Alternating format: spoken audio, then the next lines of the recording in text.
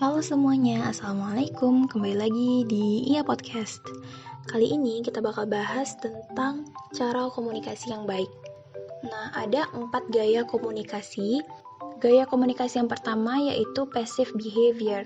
Pada gaya komunikasi ini, individu akan lebih cenderung untuk mendengarkan orang lain mengekspresikan perasaan atau pendapatnya dibandingkan dirinya sendiri. Di mana tujuan dari komunikasi pasif ini adalah untuk menghindari konflik dan juga konfrontasi serta mencari rasa aman. Yang kedua ada openly aggressive. Gaya komunikasi ini, seorang individu akan mengekspresikan perasaan dan pendapat mereka untuk memenuhi kebutuhannya dengan cara menyakiti atau melanggar hak-hak orang lain. Tujuan dari komunikasi agresif ini untuk mendominasi dan juga untuk menjatuhkan orang lain. Yang ketiga adalah passive aggressive behavior. Gaya komunikasi ini ketika seseorang terlihat pasif, namun sebenarnya dia itu bertindak dengan cara yang agresif. Biasanya gaya komunikasi ini digunakan ketika seseorang merasa tidak memiliki kekuasaan. Selanjutnya, yang keempat adalah assertive behavior.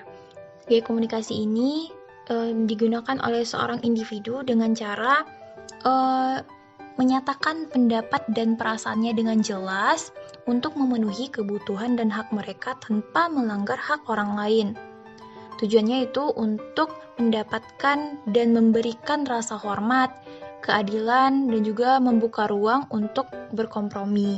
Nah, di antara keempat gaya komunikasi tersebut, yang terbaik adalah yang komunikasi yang asertif, di mana komunikasi asertif adalah suatu kemampuan untuk mengomunikasikan apa yang seseorang inginkan, rasakan, dan pikirkan kepada orang lain, namun tetap menjaga dan menghargai hak-hak serta perasaan dari pihak lain tersebut.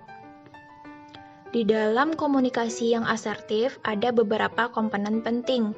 Yang pertama adalah open expression, di mana kita berperilaku terbuka dalam menyampaikan pikiran dan perasaan. Yang kedua, control of emotion, artinya ketika menyampaikan sesuatu itu tidak dipengaruhi oleh emosi sesaat. Yang ketiga ada consideration for others, jadi kita itu fleksibel dan menyesuaikan diri tergantung dengan siapa lawan bicara kita dan suasana saat itu. Dan yang keempat adalah self-direction, artinya kita berperilaku atau berpendapat itu karena keinginan pribadi atau keinginan personal, bukan didorong oleh keinginan orang lain. Kemudian juga dalam hal komunikasi asertif, kita butuh melakukan active listening. Nah, beberapa tips. Yang pertama yaitu memberikan perhatian atau pay attention. Di mana ketika kita mendengarkan lawan bicara, kita perlu memberikan perhatian penuh dengan hal yang ia sampaikan. Di sini termasuk juga dengan melihat lawan bicara secara langsung, kemudian kita menyingkirkan hal-hal yang dapat mengganggu komunikasi atau mengganggu konsentrasi kita dalam mendengarkan, seperti notifikasi handphone dan lain-lain. Dan yang terakhir, kita juga perlu untuk mendengarkan bahasa tubuh dari lawan bicara. Yang kedua yaitu menunjukkan sikap bahwa kamu mendengarkan. Artinya di sini bisa seperti dengan sesekali memberikan anggukan, kemudian tersenyum, memberikan ekspresi-ekspresi lain, dan juga pastikan postur tubuh kita menunjukkan bahwa kita terbuka atau tertarik dengan topik yang lagi dibahas. Dan juga kita juga bisa memberikan respon-respon kecil seperti iya, oh begitu. Nah, tips yang ketiga yaitu memberikan feedback atau umpan balik.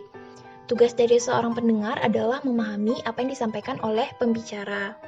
Nah, karena itu penting bagi pendengar untuk merefleksikan, mengonfirmasi, atau menanyakan kembali kepada lawan bicara mengenai hal yang telah disampaikannya. Contoh kalimat refleksi seperti, dari yang aku dengar, kamu lagi ada masalah keuangan ya? Atau dengan memberikan pertanyaan seperti, jadi yang kamu maksud, kita sedang ada defisit keuangan, begitu?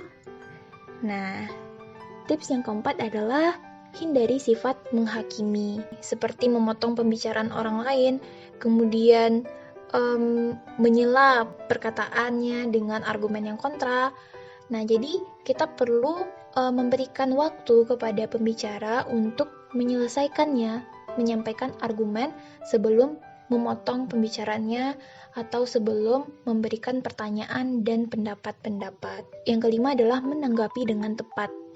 Karena komunikasi yang asertif, mendengarkan yang aktif, kita ingin mendorong rasa hormat dan pengertian, maka kita perlu menghindari menyerang lawan bicara atau menjatuhkannya, seperti dengan memberikan sikap yang jujur, terbuka, dan transparan kepada pembicara ketika memberikan respon, namun tetap dengan menjaga rasa hormat ketika menyampaikan pendapat tersebut.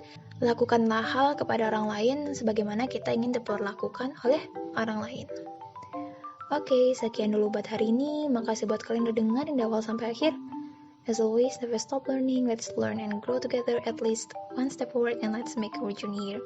Goodbye, my friends. Assalamualaikum.